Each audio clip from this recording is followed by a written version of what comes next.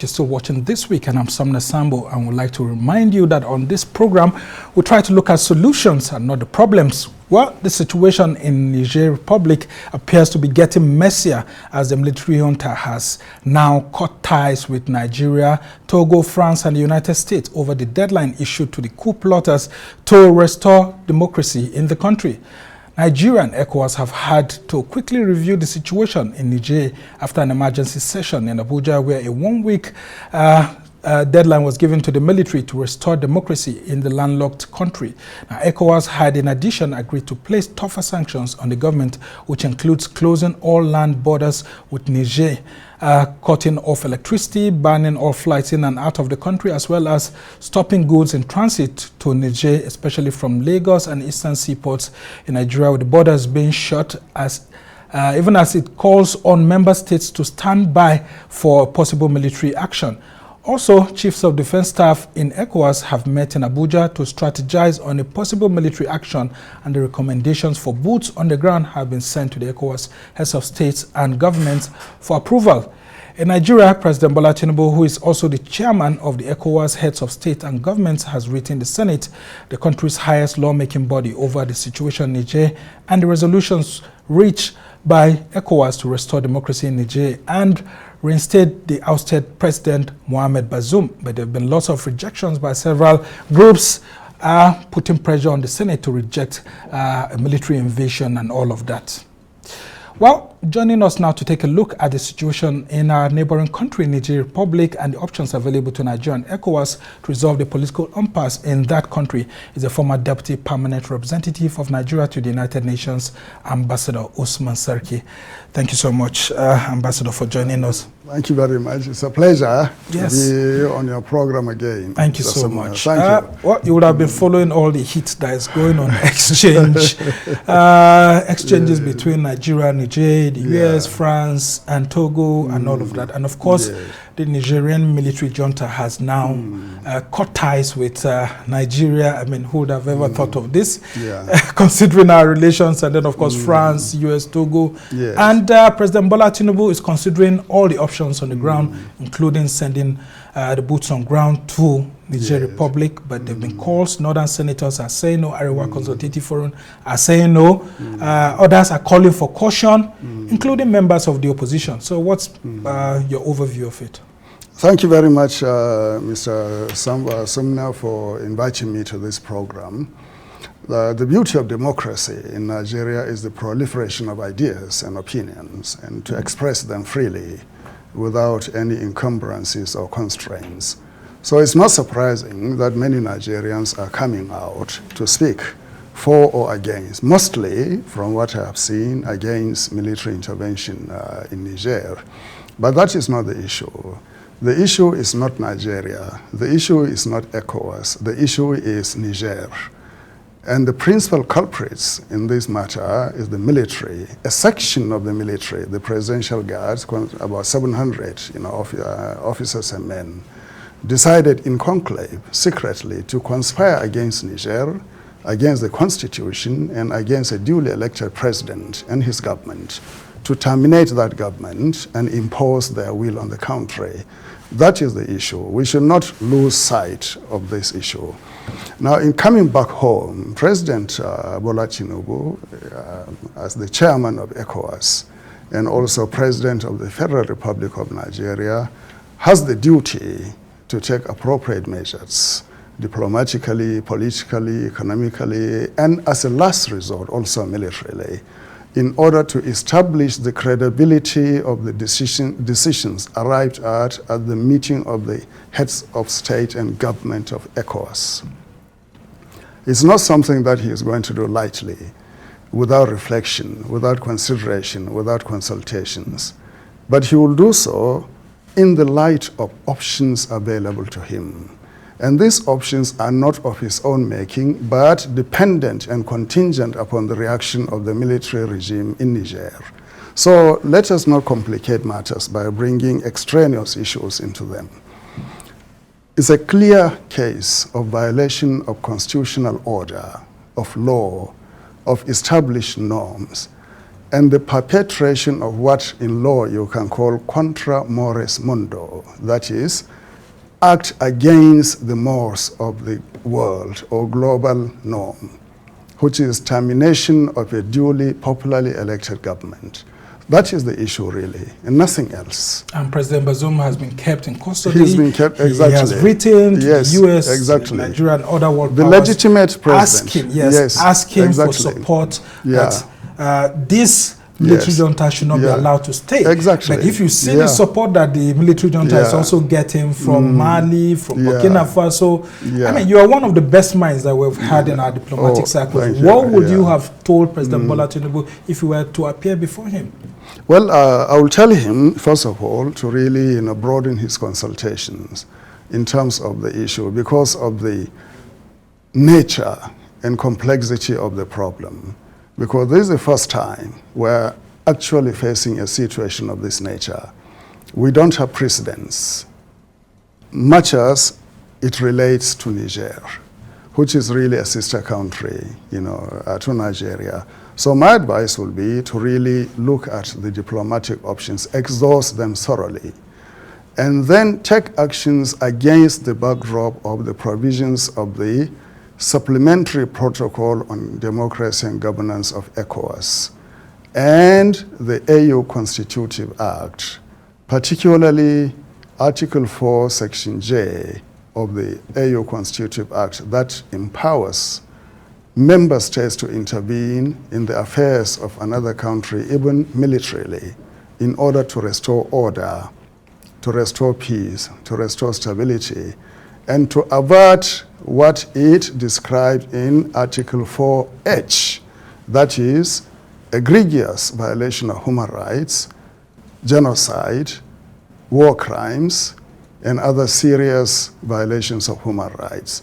So Nigeria must maintain the integrity and credibility of the instruments that were negotiated at the highest level of our governments, continentally and regionally. That, having said so, the options should be graduated, not in a peremptory manner to jump from your last option should be your first option. No. The diplomatic option and the imposition of graduated sanctions, as we are witnessing now, should continue. Yeah, but President Tinubu sent a delegation to Niger, and the coup leader refused to see them. He only sent representatives. And the one-week deadline expires practically in just a few hours. So what would you advise the chairman of the Ecowas heads of states and governments to do at the moment, at the expiration of the one-week deadline? Well, I think the heads of state will have to meet again to discuss this issue. Here we are in a situation that we don't want. That is, the expiration of the deadline without compliance. Then they will now look at the options available to them and instruct the ECOWAS Commission in order to go back to the laws, the protocols, and decisions of ECOWAS, and based on that to perhaps consult with the United Nations to look at the relevant chapters that will trigger intervention, in Niger, in order to bring back the status quo ante. Number one, you have a legitimately elected president under custody, used as a buffer, or as actually, what do you call it, a human shield, a bargaining chip, exactly. And then the entire population of the capital, Niamey, as a captive population, some being brought onto the streets to demonstrate in support of the junta and against foreign intervention and other things. So if I were to advise the president, I would not complicate matters by bringing extraneous issues. I would look at the legality, the jurisprudence only of the matter. Now, in imposing or taking action, then you look at the consequential fallouts or the aspects of the issue, such as the humanitarian consequences, the casualties among civilians, and also destruction to the economy. And mind you, a military option is a two-edged sword, which may affect the country, the target country, and the applying country as well. So contingencies must be prepared. But overall, sanity should prevail, more so on the side of the Niger junta, to know that their options are limited. Severing diplomatic ties with Nigeria, for instance, is a prerogative of the government, but is a desperate measure. Tactically, they may buy time, but strategically, I think it's a failure to isolate Nigeria. How do you mean? Well, what I mean is tactically, they may use it as the flag to whip up patriotic sentiment. Okay, here we are defying Nigeria or neighbor. Yeah, because we've already cut electricity supply, we've shut the borders, and because Nigeria is landlocked, it's already looking like just a matter of weeks before the country collapses. Well, because when there are no food supplies, no lots of basic necessities, then looks like that is because the international community, particularly Ecowas, must react in a credible manner based on its decision to bring the situation under control and to restore democratic order, to restore peace in the country. Have you seen the attacks on shops, on houses, on offices, on diplomatic and other things? Yeah. So this is not something that you will sit back and allow to continue. That is not to say that President Tinubu is a warmonger or he wants military action immediately. No. If you go back to his Chatham House before even he was elected on 5th December, he appeared at the Chatham House and declared his adherence to the rule of law, democracy, constitutional order, and so forth. And in Guinea-Bissau, on 9th of July, I think last month, he made the same proclamation. And on the 18th or 19th of last month in Nairobi, very vehement. He made this. This is like a clarion call that Africa and the world are tired of incessant military, peremptory, arbitrary military interventions. But Ambassador, sorry to just cut in here. You and I know the politics that's ongoing in northern Nigeria right now. The Arewa Consultative Forum, an elite platform of people in northern Nigeria that has about 7 states bordering the J are up in arms against a military invasion. Northern Senators Forum are also up in arms against a military invasion. And people are saying that President Bola Tinubu, who happens to be a southerner, should be very careful in doing this. How would you advise this government to approach this issue, considering these local sentiments that are ongoing? Internationally, and then of course regionally, you've talked about it, but let's talk about the local politics. Yes, quite right. There are concerns out there, legitimate concerns about the possible repercussions of military action. I am from Borno. I know the situation when it comes to the ramifications of conflicts with Niger. As I'm speaking to you today, I think in the Difa area, there are about between 30 to 50,000 Nigerians, IDPs, who have left the Baga, Kawa, Kukawa, and other areas to move there. A lot of people in northern Borno have moved there up to the region of Damasak and so forth to seek shelter in Niger. And the Nigerian military, they are cooperating in the border in Oboso and Difa and other places to really contain the Boko Haram issue. But the situation is this. In Nigeria, we should not deliberately seem to hamstring the president of the country. That is to stop him. That is to curtail his responsibility, his ability to perform the obligations that have been imposed on him. Let us have confidence that the president is not just waking up one night to declare that he is taking military action. That's not possible. The Senate today, I think, as you in your introductory remark, has wisely advised Mr. President to continue with the diplomatic option. Even the chiefs of staff of Ecowas yesterday, who have been meeting here, they met, and I think they've submitted their recommendations. We don't know the military dimension, but the public dimension of their declaration is that the diplomatic option should be continued. So the president is aware of all that. But there are some information, something that we are not privy to, that the president has. So it's on the basis of aggregating of all this information, coming to him, that are sifted and are certain that he takes action on.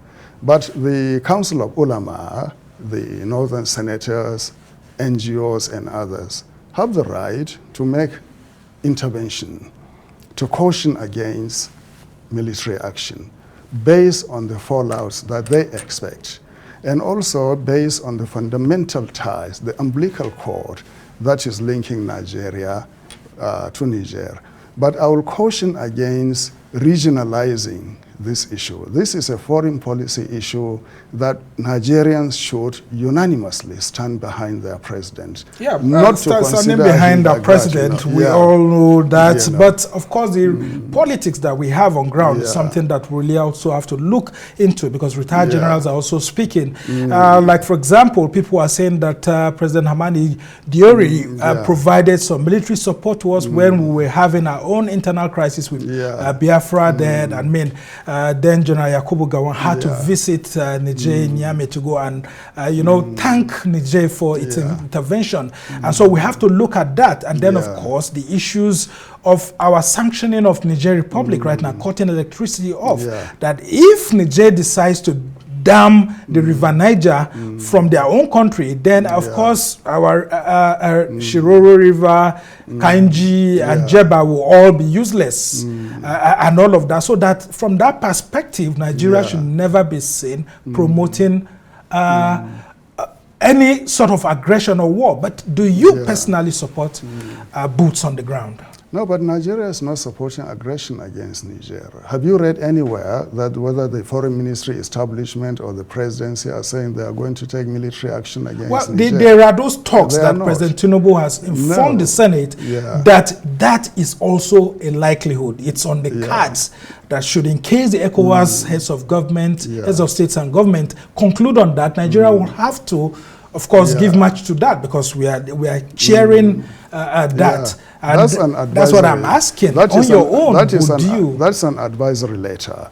to prepare the Senate, and he is following the duly laid out constitutional provisions to inform, to notify, to sensitize the Senate that this is in the offing.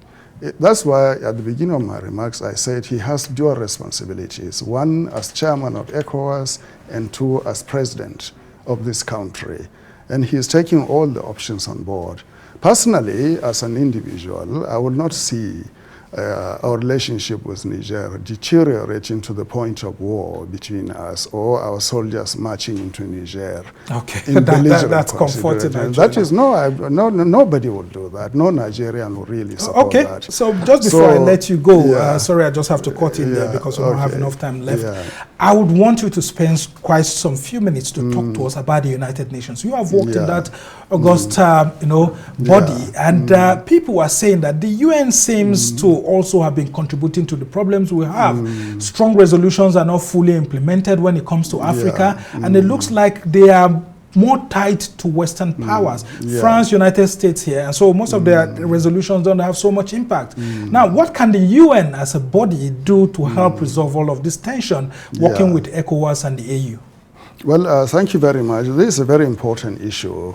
You remember in 1994, when the Rwandan genocide took place, the United Nations was very slow in reacting. In fact, it didn't do anything until it was too late. Over 800 people, 800,000 people or more were murdered. In Kosovo also, it didn't do anything, Srebrenica and all that. So the UN is actually found wanting not only in Africa.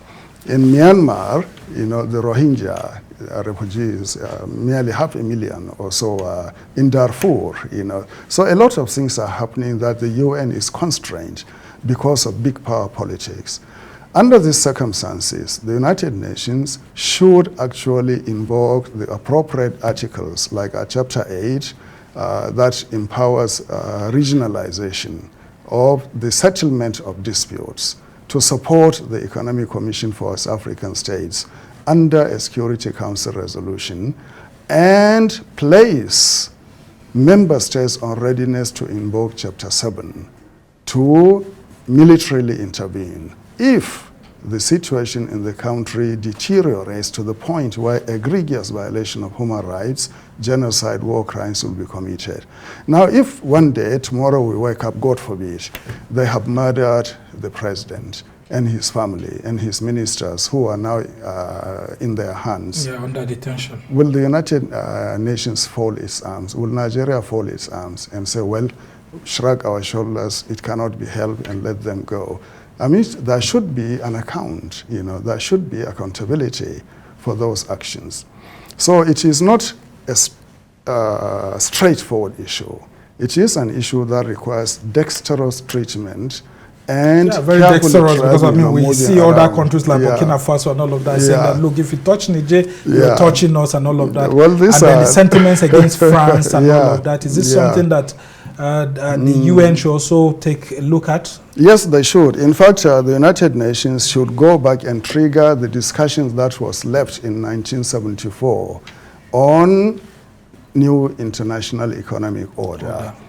We have to go back to that in order to reshape the global landscape, whereby the global south will be given due recognition because of the preponderant weight it has in terms of resources and the privileges that nature has endowed the global south. So we cannot be treated with levity and with the condescension that goes with instructions and other things by the big power. So we should be recognized in our own right, Thank you so much. I mean, I've learned something so much from you here, the issues of big power politics and holding the UN hostage. And of course, sometimes it also holds the AU and even Ecowas hostage, because people are accusing Ecowas of being puppets of the West and all of that. They are not siding with these young military revolutionaries in countries like Mali, Burkina Faso and all of that. Well, it's left to be seen how this will be handled by President Bola Tinubu, but this is his toughest challenge. And of course, having come into power newly and being faced with regional issues instead of domestic issues, we're all waiting to see how President Bola Tinubu will handle it. And we thank you so much, Ambassador Usman Sarki, who's a former Deputy Permanent Representative of Nigeria to the United Nations, for your solutions. Like we say on this program, we try to look at solutions and our problems, and we've had those solutions being proffered here, and we must thank you immensely for watching this program. And that has been on this edition. I'm Somna Sambo. Thanks so much, and see you some other time.